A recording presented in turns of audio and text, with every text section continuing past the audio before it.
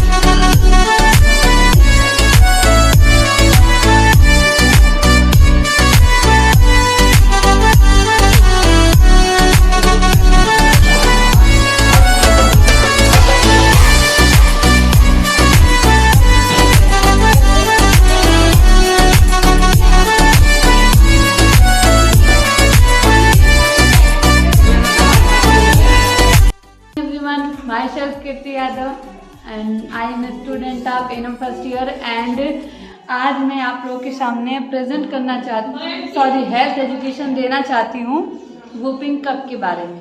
ठीक है, तो चलिए बताती हूँ। ये जो वूपिंग कप है देख सकते हैं आप लोग, ये एक तीव्र संक्रामक रोग है और यह मतलब बहुत ज़्यादा खांसी लगातार आने से होता है और इसे 100 दिन की खांसी के नाम से भी जाना जाता है। और ये जो होता है ये बॉडीटोला पर्टूसिस से होता है और जिसका सोर्स है संक्रमण एक से दूसरे में फैलने का, वो ये है छींकने या खांसने से प्रत्यक्ष या अप्रत्यक्ष रूप से हो सकता है।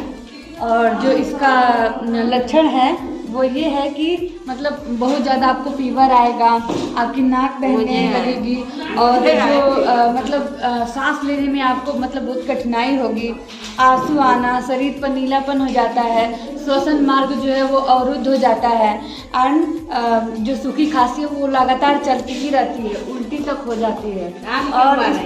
और इसके सिम्टम्स जो हैं वो ये है कि मतलब डिहाइड्रेशन हो जाएगा आपको एंड वोमिटिंग जो मैंने आपको पहले बता चुका है, और सांस लेने में डिफ़िकल्टी होगी एंड इसके जो कॉम्प्लिकेशन है यानी कि डेथ टाइम वो ये है मस्तिष्क में सूजन हो जाएगा और निमोनिया का डर रहता है, दौरे पड़ने लगते हैं अत्यधिक खांसी की वजह से, जिसे कि कुकर खांसी कहा जाता है। एंड उसका जो ये है निदान है वो ये है कि एंटीटॉक्सिन या एंटीबायोटिक दवाइयाँ दी जाती हैं और जल्दी से जल्दी मतलब निदान करना चाहिए और स्वच्छ हवा में सांस लेना चाहिए और छींकने और खांसते समय मुंह में अपने रुमाल या मास्क लगाना चाहिए और उल्टी से बचने के लिए थोड़ा थोड़ा खाना खाना चाहिए ताकि उल्टी ना हो।